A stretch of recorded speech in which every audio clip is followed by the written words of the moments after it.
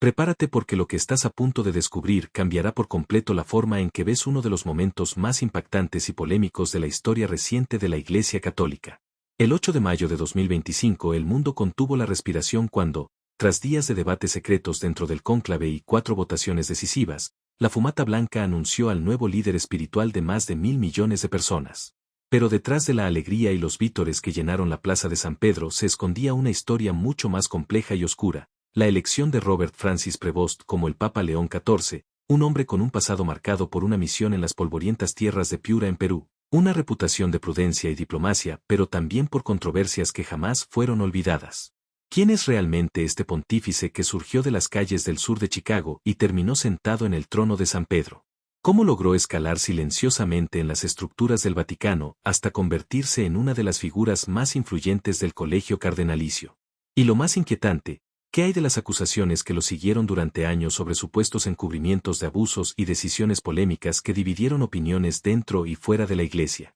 En este video vamos a desentrañar cada uno de esos secretos, revelando el camino que lo llevó desde su humilde infancia hasta el momento en que pronunció las palabras que estremecieron al mundo Habemus Papam. Quédate hasta el final porque la última revelación te dejará sin aliento y pondrá en duda todo lo que creías saber sobre esta elección histórica. Antes de comenzar te invito a que te suscribas al canal y actives la campanita porque eso ayuda muchísimo a que YouTube recomiende nuestros videos y podamos seguir trayéndote historias que otros no se atreven a contar. Deja tu me gusta para que más personas descubran esta verdad y si puedes apóyanos con un super thanks que nos permite seguir investigando y creando contenido independiente. Si no puedes, simplemente comenta aquí abajo qué fue lo que más te sorprendió de esta historia. Tu opinión es fundamental y será parte del debate que hoy más que nunca necesita ser escuchado. La elección del Papa León XIV en mayo de 2025 se convirtió en uno de los acontecimientos más trascendentales y comentados de la historia reciente de la Iglesia Católica, no solo por la magnitud del proceso que siguió a la muerte del Papa Francisco, sino también por las características únicas del contexto social, político y religioso que rodearon aquel momento. Todo comenzó en abril de ese mismo año cuando el mundo despertó con la noticia del fallecimiento de Francisco, el pontífice argentino que había marcado una década con su estilo cercano y su enfoque pastoral orientado a los más pobres. Su partida generó una mezcla de duelo y reflexión en millones de fieles que vieron en su figura un símbolo de humildad y apertura en tiempos de grandes divisiones. Tras 9 días de luto oficial en el Vaticano y en gran parte del mundo católico se activó el antiguo y solemne protocolo para elegir a su sucesor, un ritual que, a pesar de los avances tecnológicos y los cambios culturales, se mantiene prácticamente inalterado desde hace siglos y conserva un aura de misterio que cautiva incluso a quienes no profesan la fe católica. El cónclave convocado para esta ocasión reunió a 133 cardenales provenientes de 70 países,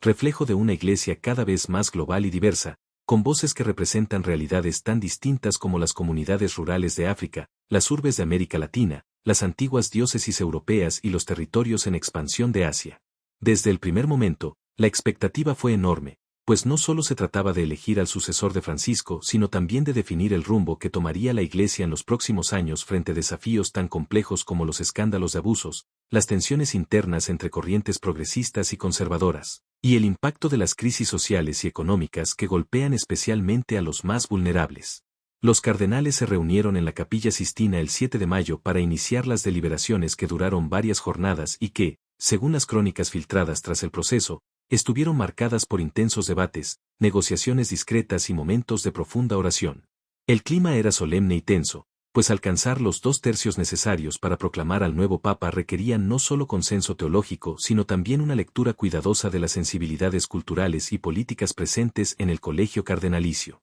Tras 4 votaciones, la esperada fumata blanca emergió finalmente, señal inequívoca de que la decisión estaba tomada y de que un nuevo capítulo en la historia de la Iglesia comenzaba a escribirse ante los ojos del mundo. Aquellos minutos fueron seguidos en directo por millones de personas desde las plazas del Vaticano hasta las pantallas de televisión y los teléfonos móviles en cada rincón del planeta, todos conteniendo la respiración mientras esperaban escuchar el nombre del elegido. Fue entonces cuando se reveló que el cardenal Robert Francis Prevost Martínez, conocido por su amplia trayectoria en América Latina y su perfil discreto pero influyente en el Vaticano, había sido designado como el nuevo pontífice. La sorpresa fue relativa, ya que su nombre figuraba en las listas de los favoritos debido a su experiencia internacional y su capacidad para tender puentes entre distintas corrientes de la Iglesia. Sin embargo, el anuncio no dejó de generar reacciones contrastantes. Por un lado, quienes celebraban su elección como una señal de continuidad con el legado pastoral de Francisco y, por otro, quienes recordaban las polémicas que lo habían acompañado durante su paso por el Perú, especialmente las acusaciones de encubrimiento de abusos que habían surgido años atrás. Más allá de las controversias, lo cierto es que su nombramiento simbolizó un intento de equilibrio dentro del Vaticano en un momento en que la institución necesitaba reconstruir su imagen y fortalecer la confianza de los fieles. El día de la elección, cuando se le preguntó si aceptaba el pontificado, Prevost respondió con un sí firme y eligió el nombre de León XIV, evocando una figura histórica cargada de significados vinculados con la firmeza y el diálogo. Acto seguido fue conducido a la llamada Sala de las Lágrimas, donde los nuevos papas se visten por primera vez con los hábitos papales y donde suelen vivir uno de los momentos más íntimos y emotivos de todo el proceso. Minutos después, el mundo entero escuchó la tradicional proclamación Habemus Papam que resonó desde el balcón central de la Basílica de San Pedro y que marcó el inicio de una nueva era. Las raíces y la formación de Robert Francis Prevost Martínez, quien más tarde sería conocido como el Papa León XIV, se encuentran profundamente marcadas por un cruce de culturas, valores familiares y una búsqueda constante de sentido que comenzó desde su infancia en el sur de Chicago. Nació el 14 de septiembre de 1955 en un barrio donde convivían distintas comunidades migrantes y donde el sonido de diversas lenguas y costumbres se entrelazaba en las calles, ofreciendo al joven Robert una visión temprana de la diversidad humana. Su padre, Luis Marius Prevost, descendiente de franceses e italianos, era un hombre de trabajo constante que inculcó en sus hijos el valor de la disciplina y el esfuerzo cotidiano, mientras que su madre, Mildred Martínez, de raíces españolas, se encargó de nutrir el hogar con una fuerte espiritualidad y un profundo sentido de comunidad. En ese ambiente cálido y devoto, las visitas de sacerdotes y religiosos eran frecuentes, no como una obligación social sino como una expresión natural de hospitalidad y fe, y esas presencias fueron dejando una huella silenciosa pero decisiva en el niño que más tarde abrazaría la vida consagrada. Desde sus primeros años de escuela Robert mostró un interés poco común por el aprendizaje y una facilidad para las matemáticas y la lógica, lo que sorprendía a sus maestros y despertaba en él una curiosidad incesante por comprender el mundo que lo rodeaba. Sin embargo, su vida no se reducía únicamente a los estudios. La parroquia local era un segundo hogar donde participaba en misas, actividades juveniles y programas de ayuda comunitaria, experiencias que reforzaron en él la idea de que la fe debía vivirse con los pies en la tierra y el corazón abierto a los demás. Durante la adolescencia atravesó el mismo dilema que muchos jóvenes enfrentan, la búsqueda de identidad y propósito en un entorno donde la modernidad y la tradición parecían chocar a cada instante. Mientras sus amigos soñaban con carreras en empresas o con formar familias en el mismo vecindario, él sentía un llamado silencioso que lo invitaba a algo diferente, algo que no terminaba de comprender pero que intuía como una misión mayor. Ese llamado se fue clarificando con el tiempo hasta que, en 1977, tomó una de las decisiones más importantes de su vida, ingresar al noviciado de la Orden de San Agustín en la provincia de Nuestra Señora del Buen Consejo en St. Louis. Aquella etapa fue un punto de inflexión, pues lo obligó a adaptarse a una disciplina rigurosa marcada por la oración, el estudio y el trabajo comunitario, y al mismo tiempo lo conectó con una tradición intelectual y espiritual que lo acompañaría para siempre. Durante su formación inicial dentro de la Orden, Robert no solo cultivó su vida espiritual sino que también continuó su preparación académica con una intensidad poco común. Obtuvo una licenciatura en matemáticas en la Universidad de Villanova, donde aprendió a combinar el rigor del pensamiento lógico con la apertura de la fe, y más tarde cursó una maestría en divinidad en la Catholic Theological Union de Chicago, profundizando en teología y en el acompañamiento pastoral.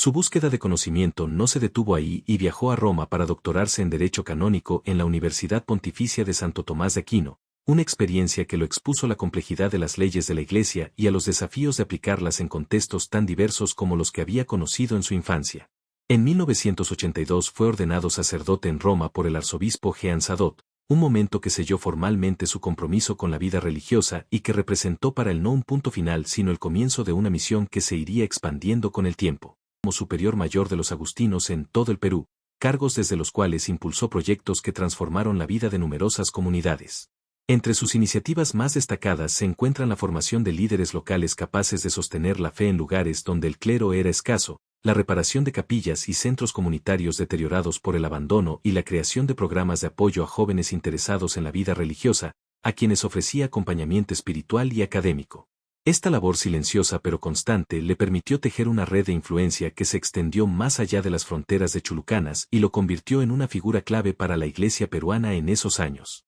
Sin embargo, su misión en Perú no estuvo exenta de desafíos y tensiones. A medida que su influencia crecía, también lo hacía la atención que recibía por parte de las autoridades eclesiásticas en Roma, que veían en él a un candidato ideal para asumir tareas de mayor envergadura. Pero al mismo tiempo surgían críticas de algunos sectores que consideraban su estilo demasiado firme en el plano doctrinal y poco dispuesto a ceder en cuestiones que otros querían flexibilizar. En paralelo, su permanencia prolongada en el país le permitió observar de cerca las complejas dinámicas sociales y políticas del Perú, donde la pobreza estructural, los conflictos por la tierra y las tensiones culturales entre el mundo urbano y rural exigían respuestas pastorales creativas y comprometidas. Consciente de esta realidad, Robert adoptó una postura que buscaba equilibrar la fidelidad a la tradición con la necesidad de adaptarse a las circunstancias concretas de la gente, lo que lo llevó a ser respetado tanto por los fieles como por muchos de sus colegas religiosos. Tras un primer periodo en Perú, regresó a Roma por razones administrativas, pero pronto volvió al país en 1988 para continuar su misión con una madurez renovada y un dominio ya pleno del idioma español,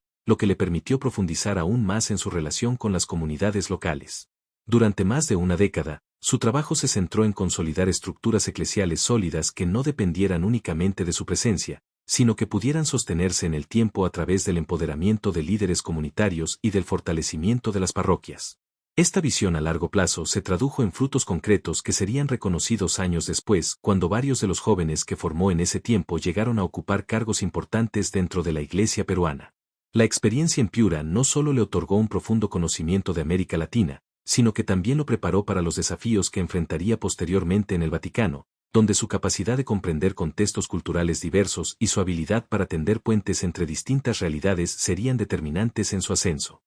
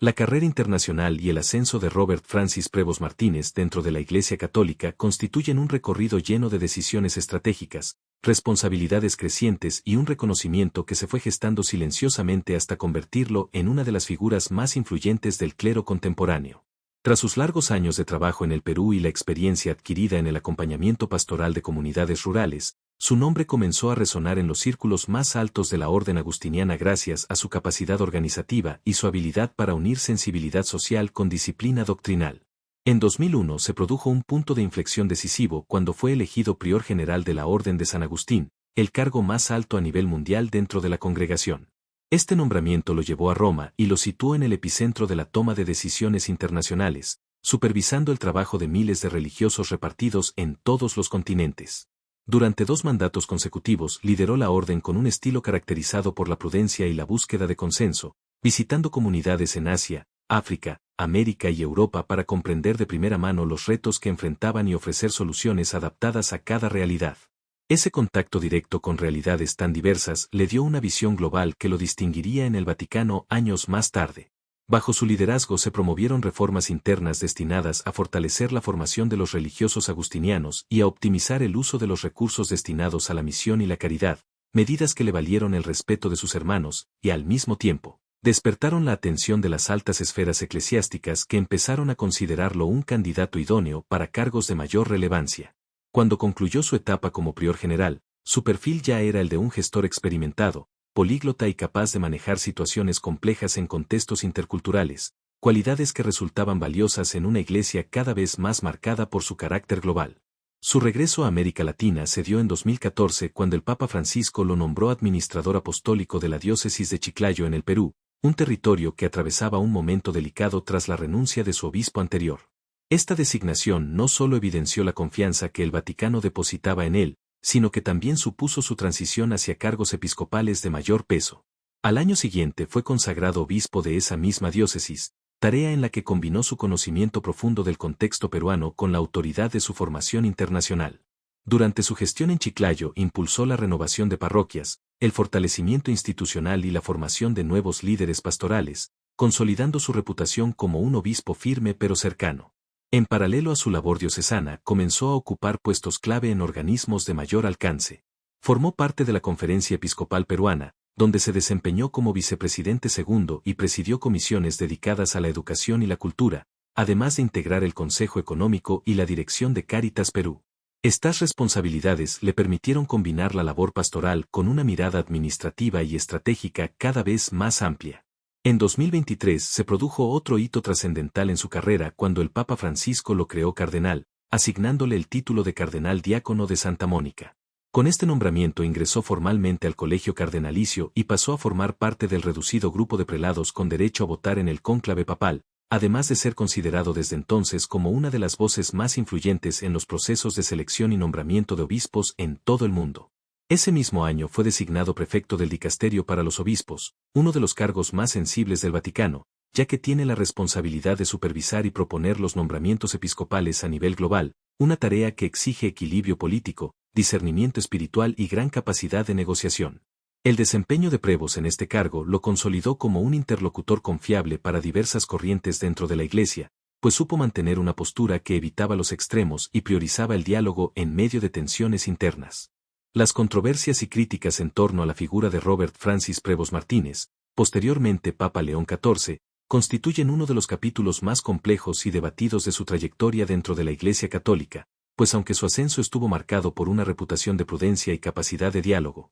no estuvo exento de cuestionamientos que acompañaron silenciosamente cada etapa de su vida pública. Uno de los puntos más sensibles se relaciona con las acusaciones de encubrimiento de abusos sexuales cometidos por miembros del clero durante su tiempo como obispo en Chiclayo, en el norte del Perú. Diversos colectivos de víctimas señalaron en 2018 que algunas denuncias no habían sido investigadas con la celeridad ni la transparencia necesarias, lo que generó un debate profundo sobre su estilo de liderazgo y sobre el grado de responsabilidad que debía asumir ante esos hechos. Aunque nunca se dictaron condenas en su contra y ninguna investigación oficial logró comprobar su implicación directa en la ocultación de delitos, el tema marcó un estigma difícil de borrar y dio lugar al apodo mediático de Cardenal del Silencio, en alusión a su actitud reservada frente a la presión de los medios y a su preferencia por tratar estos asuntos de manera interna dentro de las estructuras eclesiásticas. Esta controversia se intensificó cuando algunos informes periodísticos recordaron que, años atrás, había permitido la residencia en un convento de Chicago de un sacerdote agustino que había sido suspendido por acusaciones similares,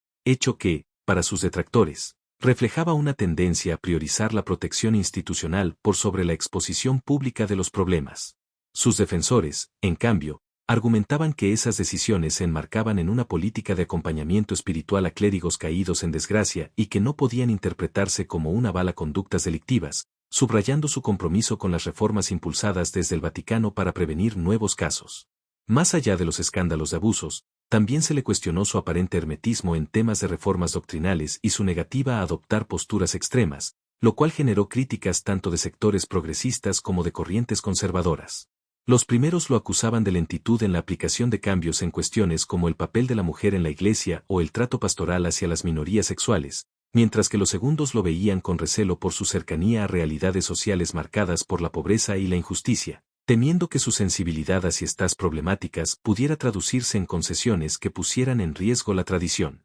Estas tensiones se hicieron evidentes durante su labor en el dicasterio para los obispos, donde su criterio para seleccionar y proponer nuevos prelados fue analizado con lupa por facciones internas que buscaban influir en las decisiones del Vaticano. Asimismo, su nacionalidad peruana adquirida en 2015 generó interpretaciones encontradas. Para unos, se trataba de un gesto de integración y amor por la tierra donde había servido tantos años. Para otros, era un movimiento calculado para fortalecer sus vínculos políticos dentro de la Iglesia latinoamericana. En el ámbito mediático, su estilo reservado y su preferencia por el trabajo silencioso lo hicieron blanco fácil de especulaciones, especialmente en un tiempo en que la opinión pública demandaba mayor transparencia y respuestas inmediatas ante cualquier señal de irregularidad. Cada aparición pública o decisión administrativa era analizada en busca de indicios sobre su verdadero posicionamiento frente a los temas más controvertidos, desde la gestión de los bienes eclesiásticos hasta la respuesta ante las crisis de fe que atravesaba la institución. Incluso después de su elección como papa,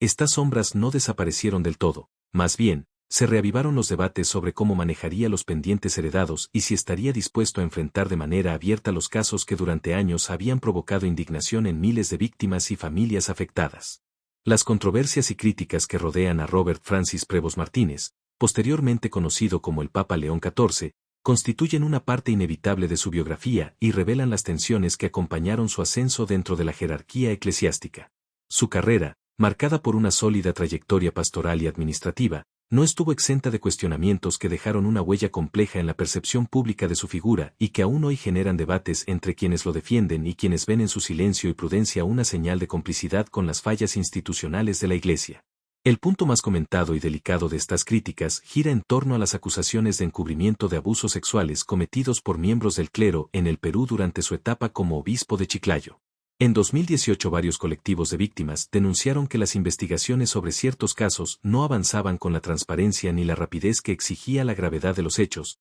lo que generó un clima de desconfianza hacia su gestión. Aunque nunca se le imputaron responsabilidades directas ni se emitieron condenas en su contra, el hecho de que adoptara un estilo reservado y tratara los problemas de manera interna alimentó el apodo que la prensa local y algunos activistas le atribuyeron, el Cardenal del Silencio.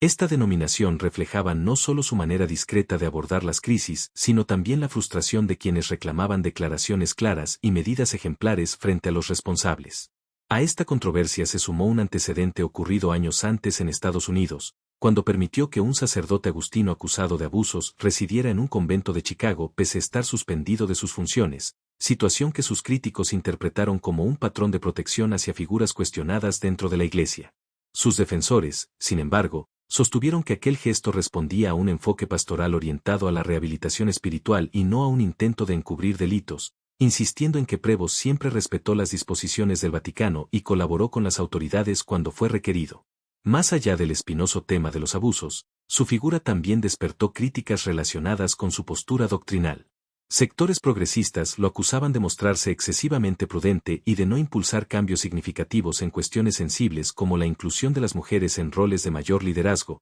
el debate sobre el celibato sacerdotal o la acogida pastoral a las minorías sexuales. Para estos grupos su equilibrio era percibido como una falta de valentía en tiempos que exigían reformas profundas. En el extremo opuesto, corrientes conservadoras lo observaban con desconfianza por su cercanía a problemáticas sociales y su sensibilidad hacia las realidades latinoamericanas, temiendo que esta orientación derivara en decisiones que, a su juicio, pudieran debilitar la tradición y abrir puertas a interpretaciones más flexibles de la doctrina. Esta posición intermedia, que en apariencia buscaba tender puentes entre ambos extremos, terminó por convertirlo en blanco de críticas simultáneas. Para unos era demasiado rígido, para otros demasiado abierto. Su gestión en el dicasterio para los obispos, cargo que asumió en 2023, también fue objeto de escrutinio. La responsabilidad de proponer candidatos para el episcopado en todo el mundo implicaba un poder considerable y cualquier nombramiento generaba reacciones inmediatas. Se le cuestionó la preferencia por perfiles discretos y de baja exposición mediática, interpretada por algunos como una estrategia para evitar escándalos pero vista por otros como una falta de audacia para promover líderes con voz profética en un mundo en crisis. Este enfoque pragmático, sin embargo, le permitió mantener cierto equilibrio en un contexto vaticano marcado por fuertes tensiones internas entre quienes buscaban acelerar reformas y quienes temían un debilitamiento de la autoridad tradicional de la Iglesia. Otra fuente de críticas provino de la decisión de obtener la nacionalidad peruana en 2015, gesto que para muchos simbolizaba su compromiso profundo con el país donde había desarrollado gran parte de su misión pastoral, pero que para otros despertaba sospechas sobre posibles intereses estratégicos vinculados a su creciente influencia en la región. Medios de comunicación y analistas interpretaron este movimiento como una manera de fortalecer su legitimidad local y abrirse camino hacia cargos de mayor relevancia en América Latina y en el propio Vaticano. Con el paso de los años, estas controversias no desaparecieron sino que evolucionaron junto con su carrera. Cuando fue creado cardenal por el Papa Francisco en 2023 y luego elegido pontífice en 2025, las voces críticas resurgieron para cuestionar si su estilo reservado sería capaz de enfrentar abiertamente los problemas que durante décadas habían golpeado la credibilidad de la Iglesia. El recuerdo de las denuncias en Chiclayo y de su actitud silenciosa frente a la presión mediática se convirtió en un tema recurrente en columnas de opinión y en foros de debate, al tiempo que sus partidarios destacaban su capacidad de gestión y su compromiso con la reforma desde dentro, argumentando que el verdadero cambio requiere paciencia, diplomacia y decisiones tomadas lejos del ruido de los reflectores. Durante sus primeros pronunciamientos como Papa León XIV, el desafío de responder a estas críticas quedó latente. Si bien sus mensajes iniciales enfatizaron la paz, la unidad y la justicia, muchos observadores esperaban señales más concretas sobre cómo abordaría las heridas abiertas del pasado y cómo garantizaría la transparencia en los procesos internos del Vaticano.